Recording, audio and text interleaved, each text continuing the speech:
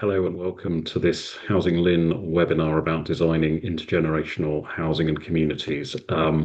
This is the first HousingLIN webinar of our spring season, so we're delighted that we've had over 300 colleagues register for this event, and I can see about half that number already logged on, just demonstrating the level of interest that there is in this particular topic. So I'll just very briefly say a few words. I'd like to thank our three speakers today in particular, and also our chair for this session, Lord Best.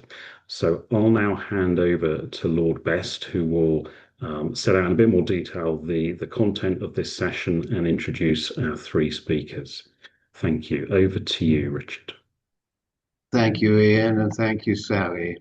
So the backdrop to this is the report from our all-party parliamentary group on housing and care for older people. This is what I chair with Anne Dixon, MP for Shipley.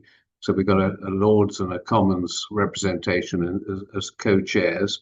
We do an inquiry about every 18 months or so.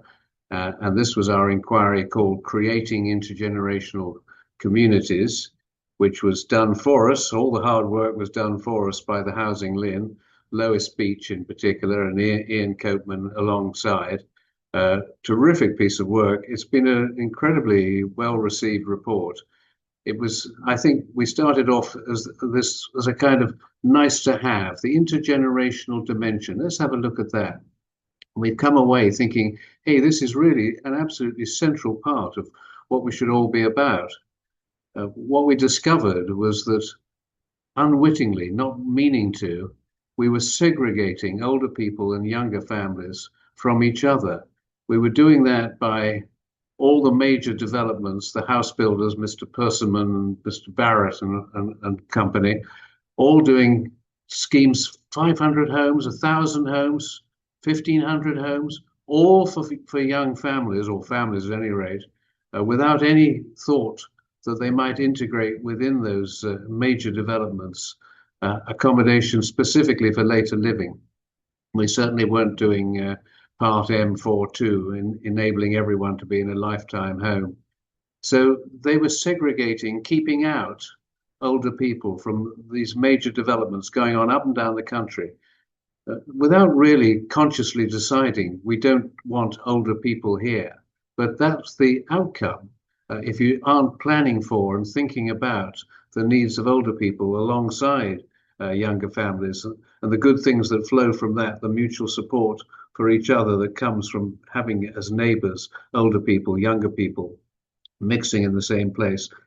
And we also found that those who were doing accommodation specifically for older people, again unwittingly, but they were often creating communities that were separate, that were segregated for those older people. They weren't building in the ways in which design and landscaping and all of the ways of which an architect can make homes fit together in a particular place, the placemaking role. They weren't thinking how we can integrate our accommodation for older people by bringing younger people in and being part of the lifestyle that comes with that home. And then we saw the examples of where those two ways in which segregation was happening of older people, of separating families from older people. We saw examples of where that was not happening, where really good things were going on. And we're going to get some real life examples of that. I was absolutely thrilled to go and visit. I won't go over all the things that we went to see because we're going to hear from the people who are producing them, two of them being our sponsors for the inquiry, Places for People. We're going to hear from Helen, Puddle, what they're up to in integrating older people into schemes that otherwise would be just for younger families.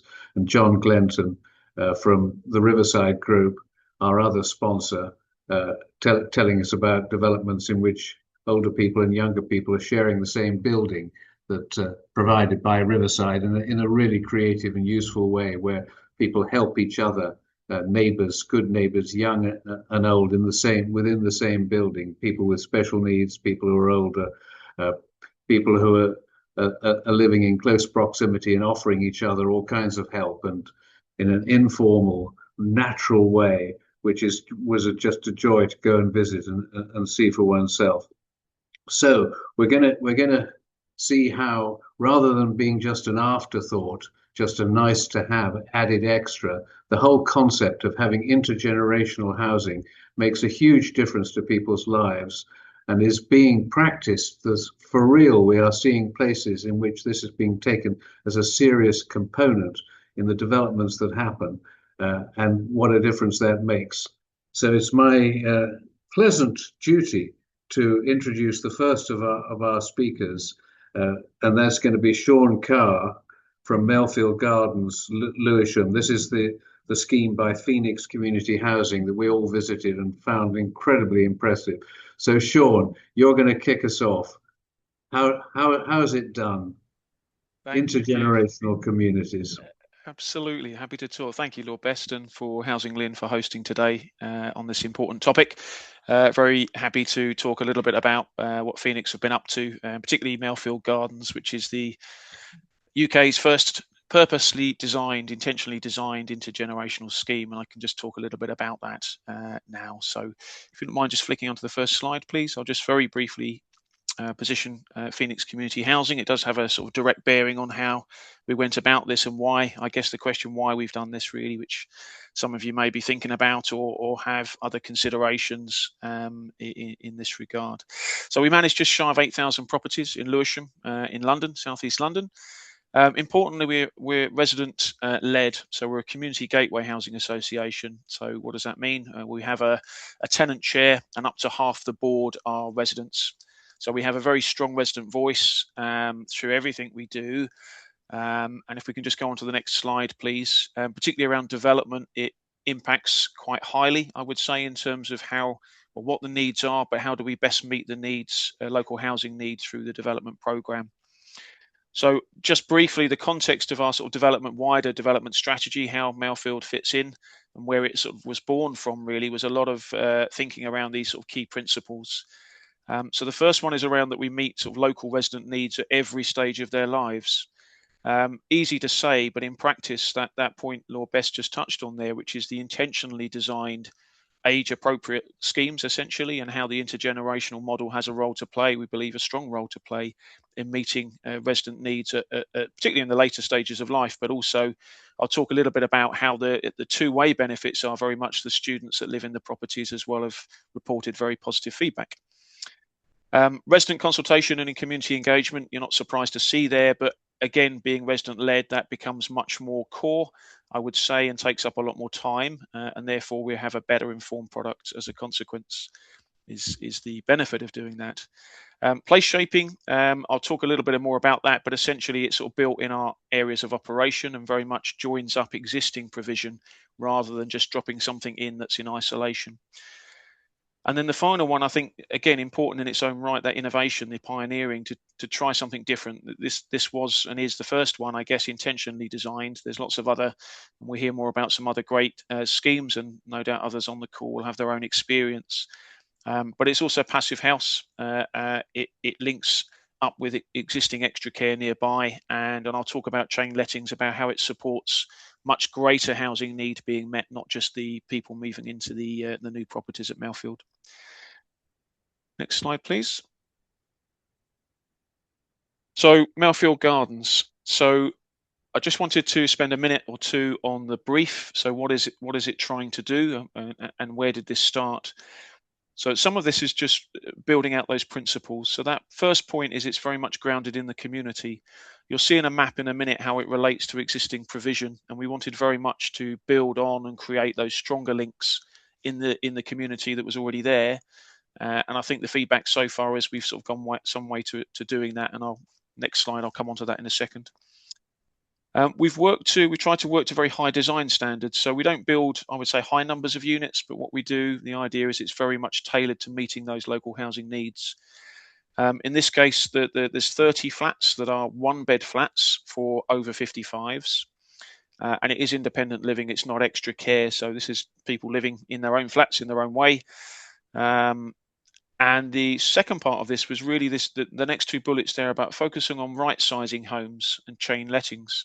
So this was about supporting the principle out, meeting as much local need as we could through the housing by building new homes that people wanted to move into, which is important. There's an incentive there, the sort of what's in it for me. But also we have, you can see there in the middle there's 714 family homes we had, so 3-bed plus homes occupied by just one person. So quite common in the housing sector, I would say, is this sort of under occupancy tail of activity that is long talked about. And I'll just move on to how we sort of tackled that and try to meet some of those needs better going forward. I'll just mention the next one there because it's an important part of the offer, which is, I put it sort of 1-bed plus homes.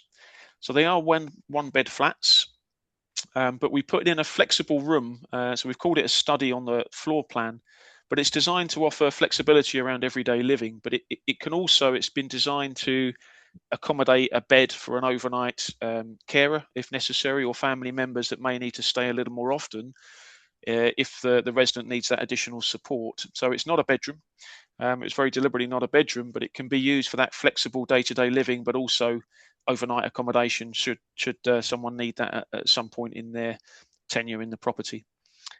The final bits there is about Passivhaus high environmental standards. It's the first Passivhaus scheme in Lewisham, which we're very proud of. But again, I would say this was very much tied not just to the carbon agenda. This was very much about an over 55s offer of having lower fuel bills. Often people spend longer in the properties, not always, but as people get older, that's often the case. And therefore the heating bills and the running costs become disproportionately important. So the fact we could say it has low running costs was a key part of the offer. The final bullet on there is just this intergenerational housing by design. So again, some of the points I've mentioned, we can see how that's starting to feed into that, but it was very much how we build it in from the outset rather than retrofit something in that was designed for a different set of needs, essentially. So it does go back to having a deep understanding of those needs at the outset. Next slide, please. So this it's really just a high-level graphic. So forgive the fact that you may not be able to read the detail. But if I just, I was going to say the red circles. They're probably blobs, to be fair. So red blobs. The one in the middle at the top there is sorry. The one in the middle is Malfield Gardens. So that's the scheme in question, the intergenerational scheme. Just to the right of that, you have existing social housing. So this is a high-rise block, all general needs housing. And then the sort of blob down to the bottom middle, Hazelhurst Extra Care Scheme. They're all about 2 minutes apart, just to give some context. And you can probably see there's a train station right on the doorstep there as well. That's the placemaking, that's the place shaping piece I was talking about and Lord Best mentioned earlier. And the report highlights the importance of building communities, is that we've worked very hard as to how we join all of that up rather than just sort of put something in the middle and leave it there, as important as it is. Next slide, please. So what does the intergenerational scheme look like? Our partnership with Goldsmiths University is at the heart of that. So we have 2 4-bed student flats in the accommodation. So it's 31-bed flats and there's 2 4-bed flats. So 8 students in total. And why Goldsmiths? Well, they do have a good track record of working with their local communities. That's very important given Phoenix is a community gateway and resident led. That became very important to us and was part of the basis of why Goldsmiths really. I think that point about willing to think differently, again, very easy to say that. In practice, this meant embracing something that hasn't been done quite in this way before from the outset, and they were willing to back it with a 10-year commitment, the lease on those 2 flats. So there's a long-term commitment there, which is important from Phoenix's perspective. What we don't want to do is hardwire the design into a building and then find someone sort of walks away year 2, 3, and you're left with a slightly different challenge. So that was really important. The premise of the model is the students who have live in the flats, up to 8 students, is they get a slightly reduced rent, and in return they're expected to volunteer up to an hour a week. So that's the sort of the nub of the model, if you like. The activities can be essentially anything between the residents and students that they deem is something that they'd want to run on site. So normally it's some sort of social event, some sort of activity with engagement associated. Thank you.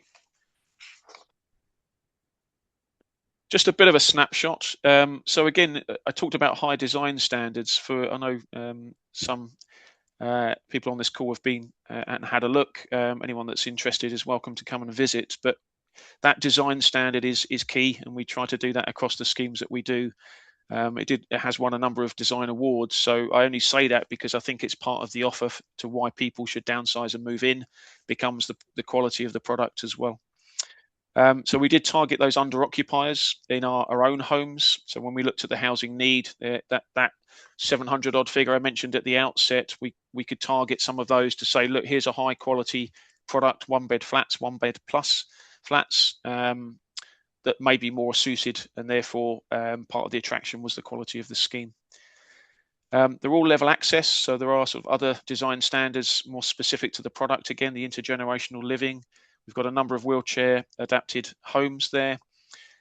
Important here that the garden room and landscape garden. So this again was designed specifically to encourage activity. So that's socializing and activities, having spaces that are suitable to do it is much more conducive to those activities taking place. And we've already found they're heavily used as a consequence of listening to the residents and getting feedback on those designs that we ended up incorporating. And you can see some of the design standards that we've worked to that I maybe won't run through at this moment, if that's okay. Next slide, please.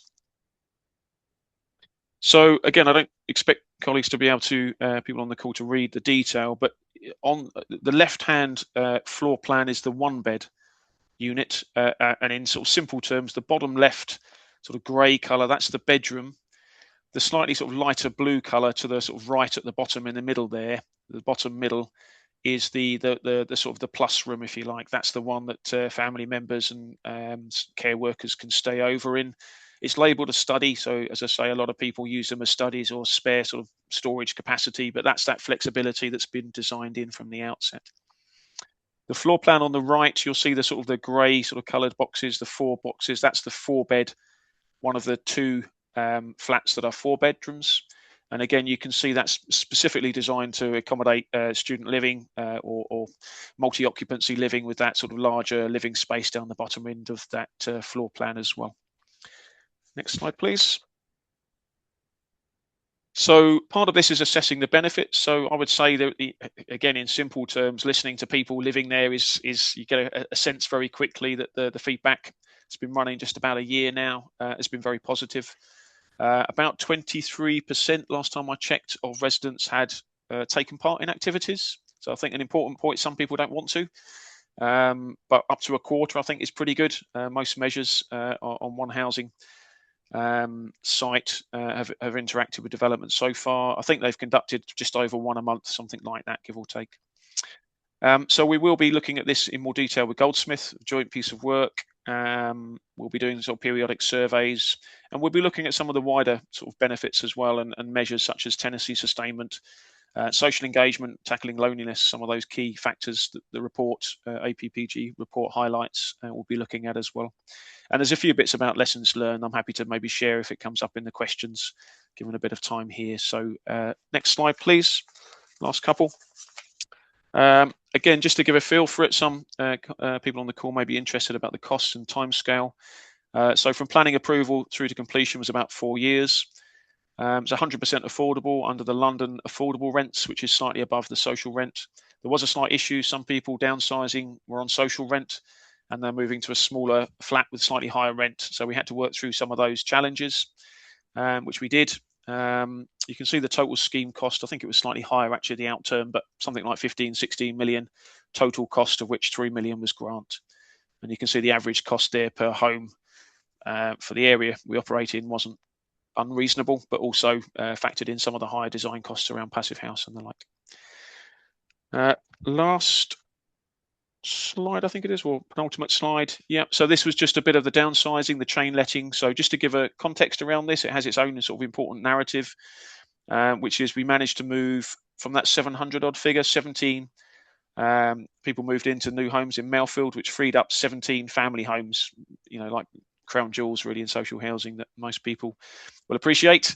And the second point about the chain letting, so those 17 family homes that were freed up, the 51, I think that's it was an estimated figure, but it's give or take 51, were the other homes that then were moved into. So if someone was in an overcrowded accommodation and they moved into a family home, we could better meet family needs and housing needs further down the chain.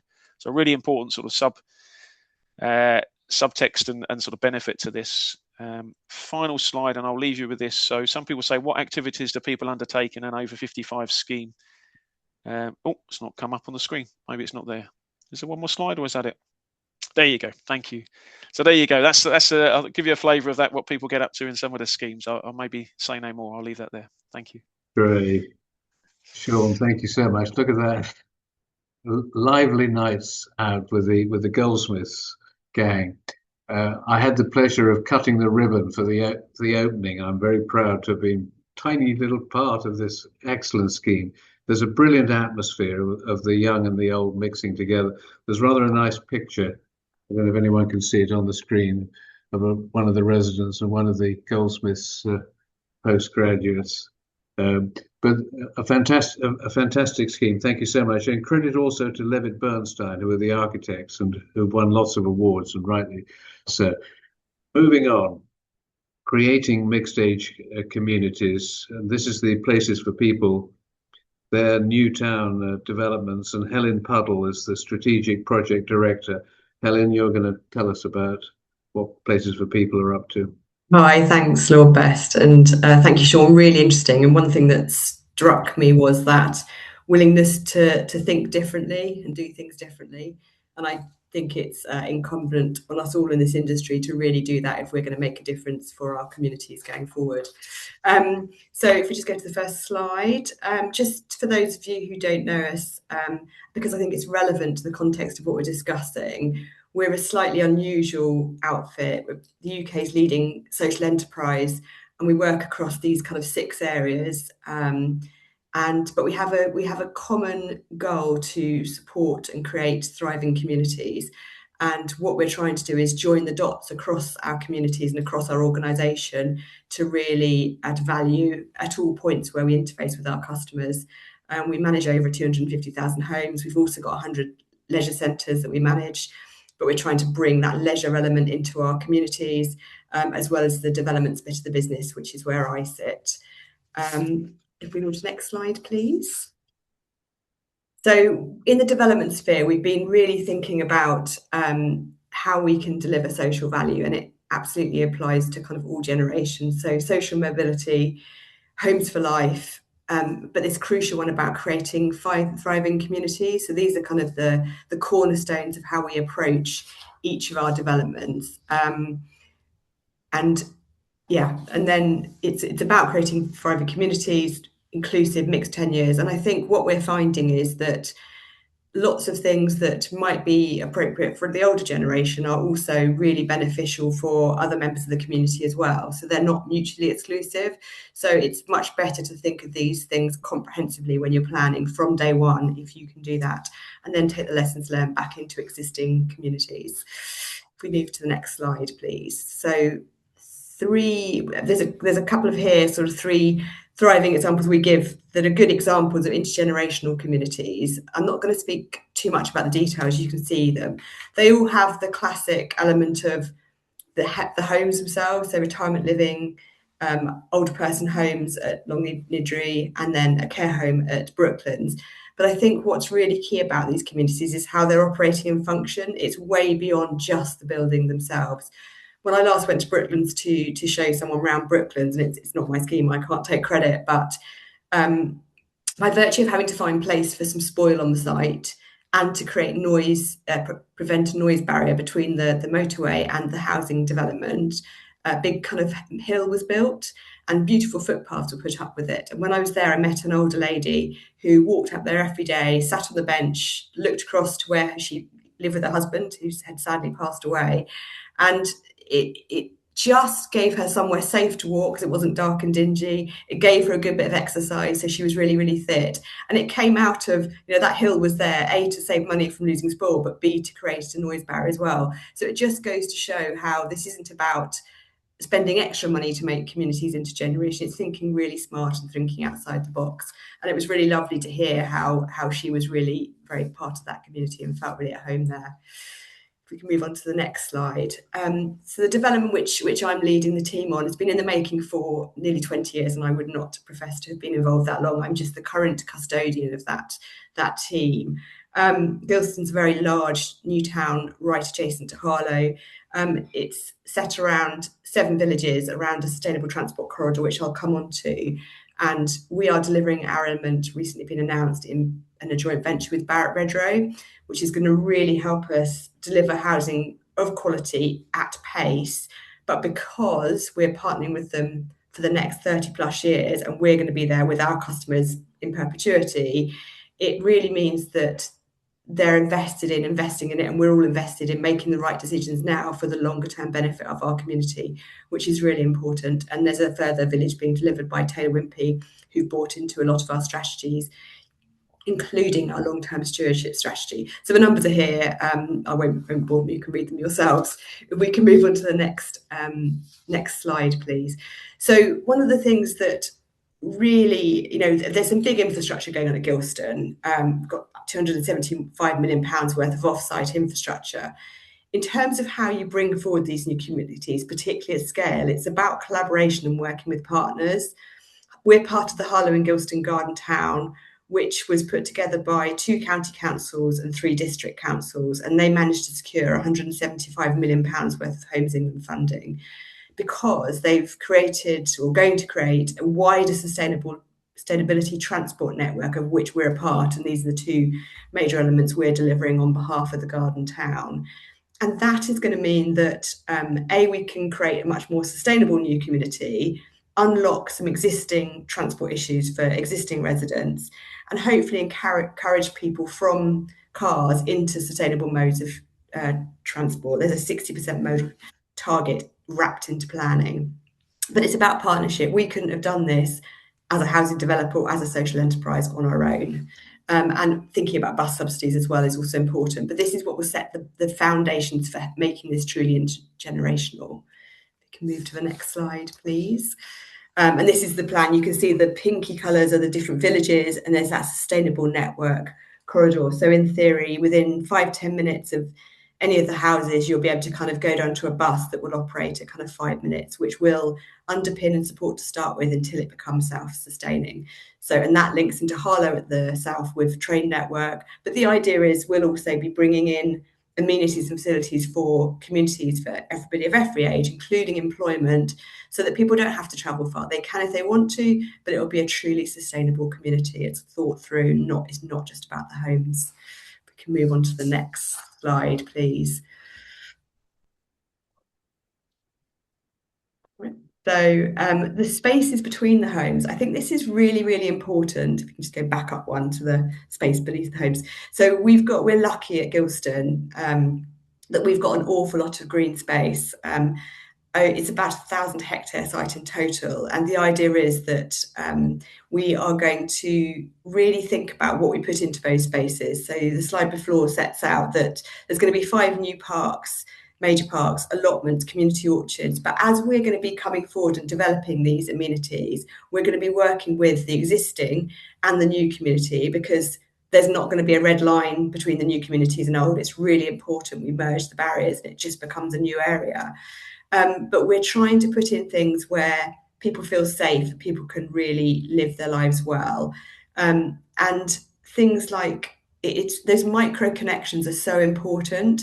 So if we can have community orchards, we'll have allotments, but actually community allotments and community orchards where we can get people out, and we're going to have mechanisms for sort of activating those and starting them off, so people will want to come and live here, not just for the homes, but for how they can live their life and making people's lives really easy. It's about having those facilities, particularly those, the older generation and people with disabilities, or actually people with young kids who don't want to be jumping in and out of their cars.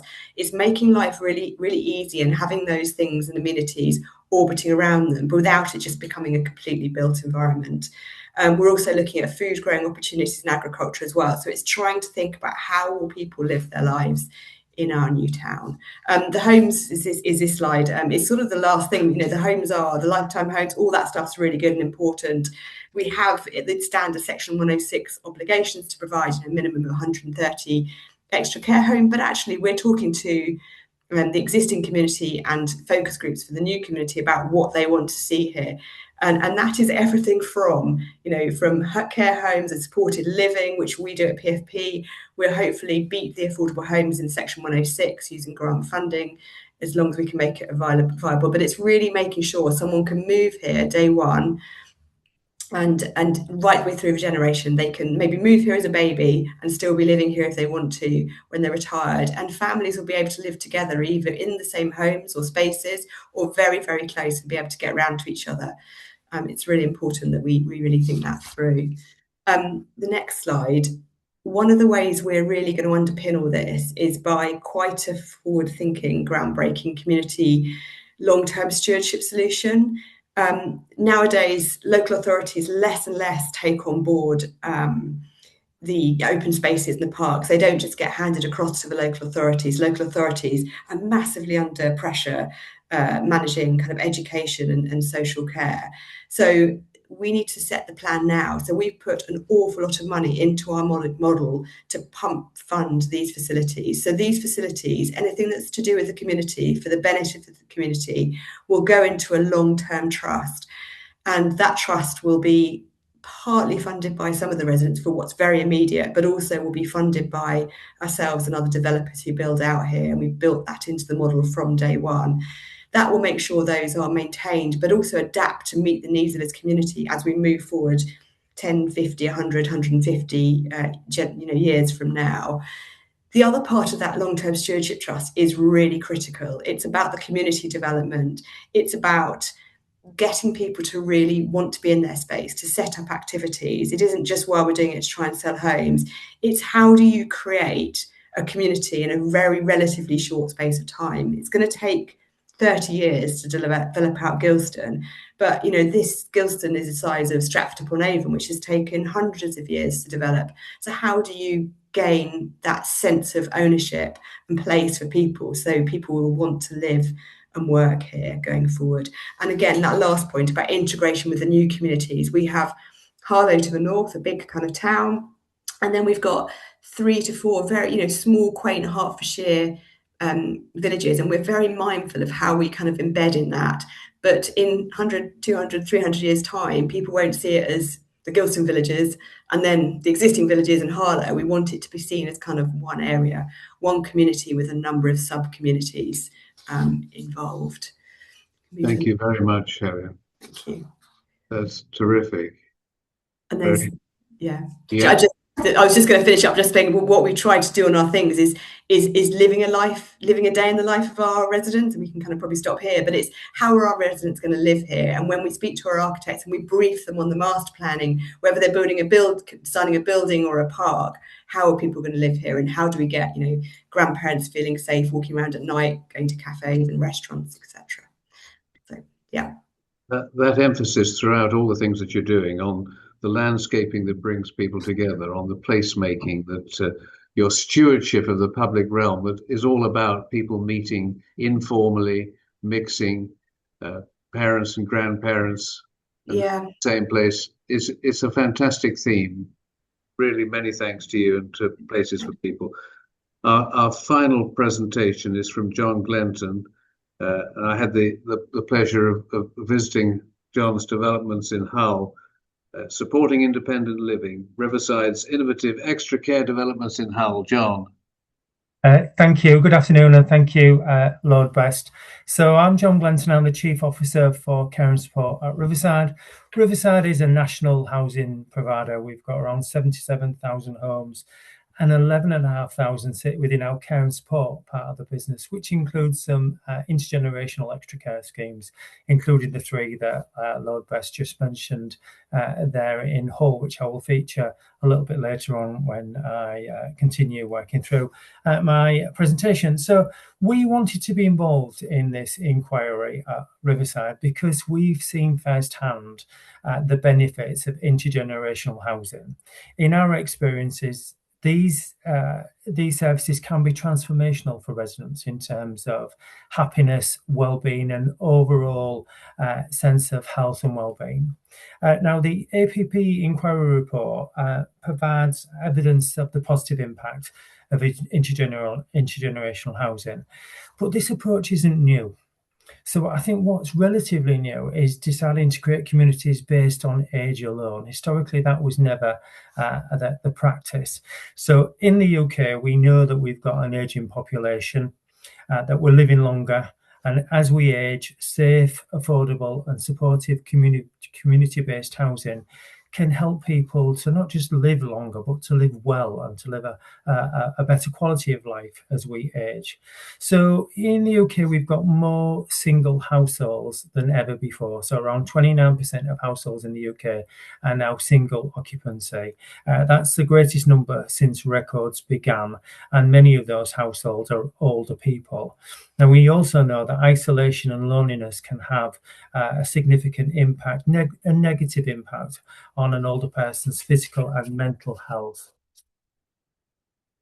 So living in an intergenerational community can provide opportunities to engage with a diverse range of neighbours and create a diverse range of friendships. Now, of course, we know that can be the same for dedicated older people's housing projects. However, for some people, there is still a stigma attached to dedicated older people's housing. Some older people don't see themselves as older people, and some older people would much prefer to live in a community of mixed ages. Now, what I've seen is the lives of both older and younger people enriched by mixing the generations within a community and creating supportive and mutual beneficial relationships. And of course, what's really important is a range of housing options as we age or as we need support to live as independently as we can to our maximum potential. So some of the key learning points from the Hull services. So Hull is 3 intergenerational extra care schemes providing 327 apartments across 3 sites with restaurants, hairdressers, all the things you would expect from an extra care scheme. And when we were developing these services in partnership with Hull City Council, there was a number of advisors were saying, no, you're making a mistake. What you should do is choose one of the sites for younger people, or you should decide to create separate wings with separate entrances for younger people. Mixing communities would create too many problems. But actually, Hull and Riverside were really determined that we thought we could make this work. So one of the things what was really important was creating a clear service definition so that we could create balanced communities, both of mixed ages, but also of care needs, so that it wasn't having everyone who was needed high level of need, and equally being really clear that although it was for a range of ages, there was a maximum level of risk. So clearly it would have been a mistake to house a young person who recently had convictions for drug related offences with a mix of other younger people and older people with a high level of care needs. So the referral criteria was really important, and ensuring that the referral pathways were clear, transparent, and the people making those decisions, which was a partnership of people making decisions, were empowered to say no. I think that's really important, that people are empowered. We've got a clear criteria that if the risk or the person's needs don't match that community, then we're able to refuse that referral. One of the key things that's worked particularly well in the Hull services has been co-production. So making sure that the customers have been involved in the planning, the development and the running of the services, so the people who live there are making decisions about their homes and their communities from the beginning where possible. And I think creating relationships with the more broader community has also been really important. And we've seen examples of members of the local community getting really involved, different church groups, other businesses, all of that, so that actually that resource becomes part of the community resource, and people use the restaurant and the meeting rooms and the other facilities. The other thing that we've learned from Hull is that it's about a proactive and flexible service delivery model. So recognising that an intergenerational service would need a more flexible approach than a traditional older people's housing model. So younger people, perhaps with a learning disability, a physical disability, or a mental health issue, wouldn't necessarily respond to the traditional 3 or 4 care calls a day. They would need a team of skilled carers, but also support workers who could respond to different times of the day or night when they were feeling that they needed support. And we found that to be, in some respects, at the beginning, certainly a challenge when you're working with commissioners around what they're actually going to commission and what they're going to pay for. So it is about having an element of flexibility in terms of that contract. The other thing that we found was particularly benefited from co-production was the social activity, the activities that go on in the schemes. And there's a broad range of different activities. And what we found was actually, it's not about the age, it's about the interest, and it's working with your community and your customers to figure out what kind of activities they're interested in and how we can make sure that they're accessible for, you know, a broad range of people. Now, the other thing that's really important is, and it's always important, is the relationship of trust between the key worker and the customer, the people who are actually delivering the service. And it's about recognising that you will need some different skills from the traditional care skills, that you'll need some support workers who've got some you know, different skills to work with people perhaps with a mental health or learning disability. And then, of course, the other thing that that's critically important is that you put things in place from the beginning to track outcomes. So what's important to the customers around customer satisfaction, around happiness, around health and well-being, about tracking levels of independence, that's really important. So I've talked an awful lot about the customer because ultimately that's what it's about. It's about that community and where people live. In terms of the design of the building, so the 1 and 2 bedroomed apartments, lots of outside space, lots of communal space, designed to the Stirling University Gold Standard of Dementia, to be dementia friendly. But what's important is that you design an apartment that's a good apartment for any range, any age range. So, you know, some flexible design features around accessible shower units, etc. But basically, it's good quality accommodation that fits any age, and that's what we found was important. And you know, the things that are there to be dementia friendly or age related are discreet. So you wouldn't walk around these developments to think, oh, this is just for older people, or this is for people with a form of disability. It's good quality housing. So coming to the end now of what I've got to say, I think that we know that there's a shortage of affordable housing in the UK, and there's a chronic shortage of social housing in the UK. So developing a greater range of housing options for older people that are better suited for living as we age and as we live in our later years of life, but also can create the opportunity to free up much needed family housing. And this is what I know Phoenix Community Housing talked about earlier.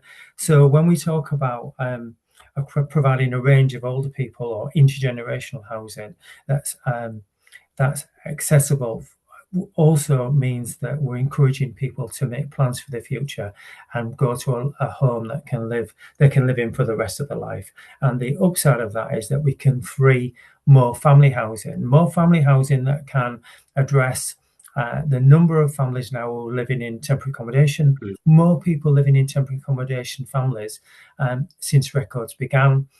So that's an added benefit.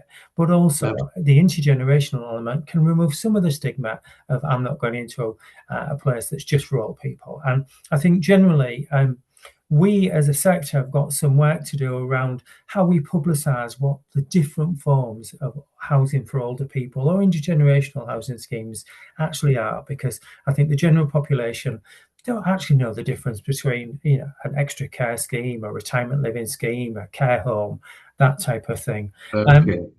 So I think that's bringing me to the end. I think the only final thing that I wanted to say was intergenerational housing should be part of the mainstream. That's what we're aiming for, and that's what the report recommends. But it's not a specialist in a specialist case. It's what we should be doing. Thank you. Perfect. Thank you very much for that, John. Just got a little bit of, and thank you to Riverside and Places for People for sponsoring the inquiry, which was really essential for getting it off the ground and getting it going. So just time for a few quick questions, if we may. Shaun, I think you're in the firing line here. Let's just whiz through the Q&A that we've got. If I do 2 or 3 for you, and then you reply to all of them together, if you would. How did you get away with having 2 bedrooms when nobody allows that for housing benefit purposes and so on? Because it looks like 2 bedrooms. I know the answer. Yes. Were there any issues with students not putting in enough of the volunteering time? How does it run in practice? Have there been any issues with noise or antisocial behaviour from those students having late night parties? Oh dear. Shaun, were you disappointed that only 17 of your 741 who lived in 1-bedroom properties lived in 3-bedroom properties, but were only one person on their own? Only 17 of them actually moved. Was it the affordable rent that was the problem? And to encourage people to downsize, to right size, did you need to promote through marketing and selling the benefits to potential residents? Was that hard work? Fine, that's for you, Shaun. Have a go at those if you would. Thank you.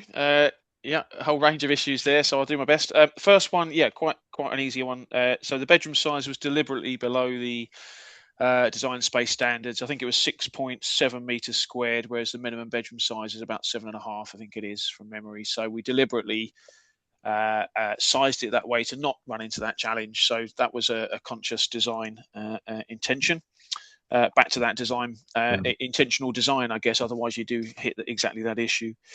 The second one about students not doing the hours, this is partly about having the right partner. So Goldsmiths, they deliberately selected or made it attractive to students that were willing to take part in this. So there was a willingness rather than a sort of compliance. There is a sort of good neighbour agreement that underpins it. And they pay lower rent. So I guess worst cases, they may sort of follow that down the track, but it was very much part of the offer to the students there that, that they wanted to take part in this as well. So it's not a hard and fast arrangement. It's something you could already see, those sort of the sample events I put on there was a number of additional hours and activities going on. So in practice, it's not really been an issue. The ASB, no, it's a common question we get. So are the students sort of up all night partying and sort of keeping people awake? I would say, if anything, there's probably joint party, don't quote me here, but joint parties going on. So no, it's part of that partnership with Goldsmiths that they've sort of put the right students in, if you like, in sort of crude terms, that they're signing up to that model and wanting to be part of it. So no, we've had no issues at all, actually. If anything, we've and it's not been an issue, but sometimes people have additional needs being housed, so it's not like the residents in the 31-bed flats aren't without some additional support needs sometimes. So the other one, so was I disappointed there's only 17 out of the 741? No, I think actually it was sort of surpassed expectations. There was only 31-bed flats, so to get over half of those downsized through was I think a great result. Actually, they're very hard. Anyone who's tried to downsize, it's a great concept. It's quite hard in practice. So that last question about did we have to market? Yes, to some degree. It was very much down to the quality of the product, the low running costs, the inbuilt intergenerational design genuinely had a big say. There was some sort of payments, sensible payments. I wouldn't say that was the main reason for probably all people moving. There was some disturbance costs, support with moving. I think there was some small sort of per bedroom payment, people downsizing and losing bedrooms. But, in most, if not all cases, that wasn't the driver. It was about the quality of the product that sort of stepped through and people wanted to live there. And I think if you get that right, it's a much easier sell. Without that, it can be a sort of why, it's quite hard to get people to move out of the family home. I think everyone would recognise that's tried. So you do have to be a bit creative and inventive to do that. I thought you were going to say it was the old people that had the riotous parties, not the students. Well, I avoided saying that, little best, but Right. some may say. Absolutely. So switching to you, John, it would be great to gain, says Samantha Cham, a little more insight around the work that went into modelling the support options that were put in place to support the mix of people within the schemes, and whether there are multiple different care and support providers working with people within the schemes. We're currently developing a number of intergenerational extra care schemes, she says, and is something that we are contemplating at the moment. That is making them intergenerational. So, John, any thoughts?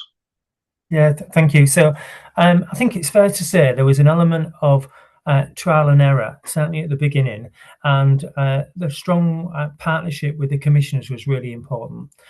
So when we started, it was a traditional care contract with hours allocated based on individual need, 3 or 4 hours here or 20 hours there, depending on that person's level of need. And it was typically task focused, as you would get in a traditional older people service. So someone who needed help with bathing or shopping or cooking.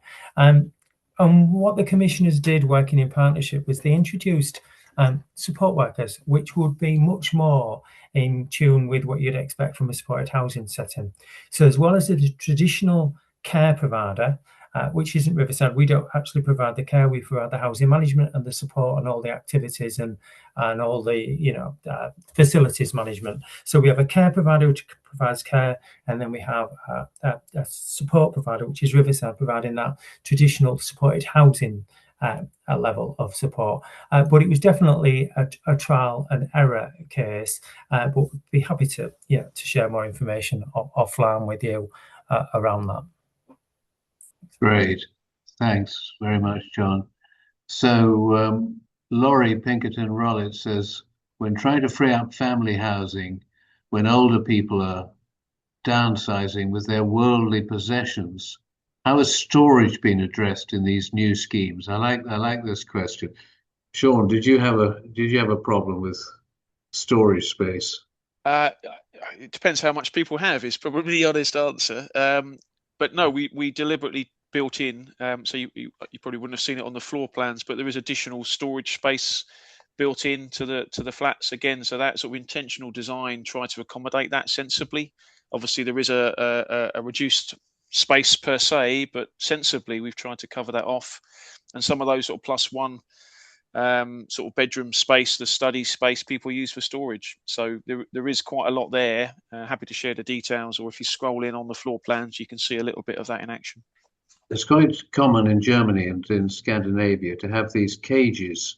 These are literally a space to put the bicycle that you haven't ridden for the last 30 years, and the sofa that you can't believe is only worth £5 now. So you're certainly not going to sell it. But all the things that you can't bear to get rid of go into the cage, and each flat has that square meterage of just. I'm afraid nobody ever then touches the stuff in storage. And eventually it all gets thrown away, but at least it's comforting to know it's there for a few years. But anyway, that was an interesting question.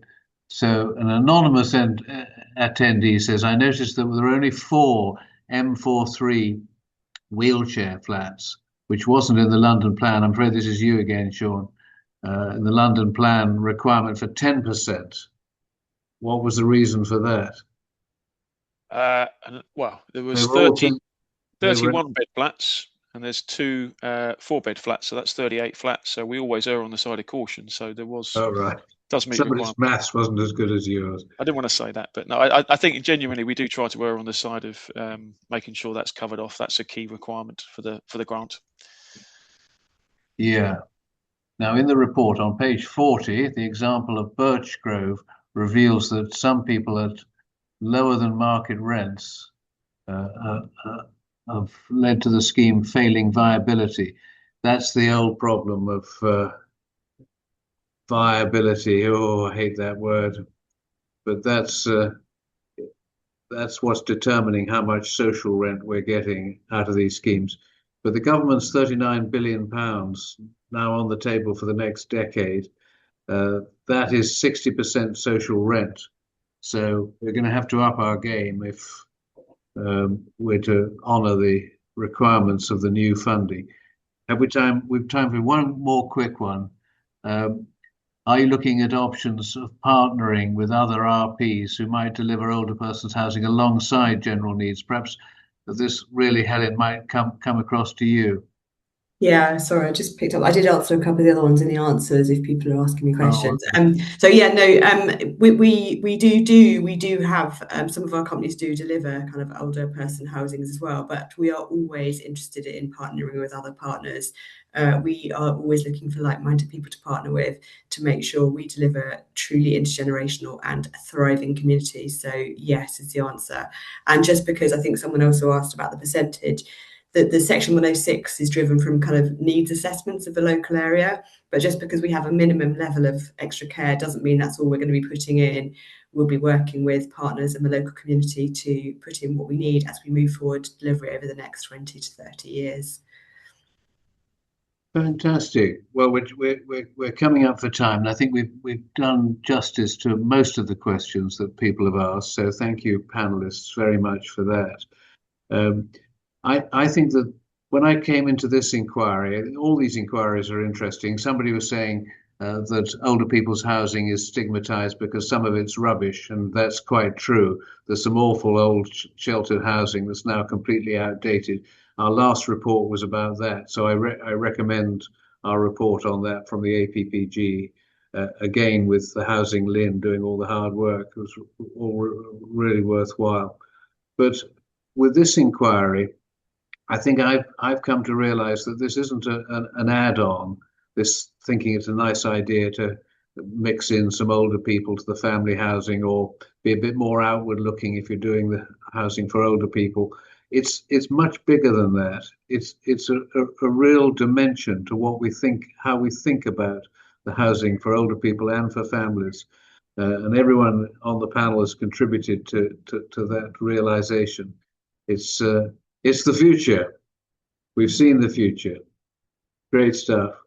Well, thank you to the HousingLIN for having us. This is the Global Intergenerational Week, so this has been a very important week for us all to be part of this initiative. Thank you all for coming, and farewell from me. Farewell, Sally. Farewell, Ian. Thank you for looking after us. Yes, thanks, Phil. Thanks to our speakers for their insights, and to everyone who have joined. And just a quick reminder that the recording and slides will be available later this week, and you'll be notified when they are. So yeah, have a nice evening, everyone.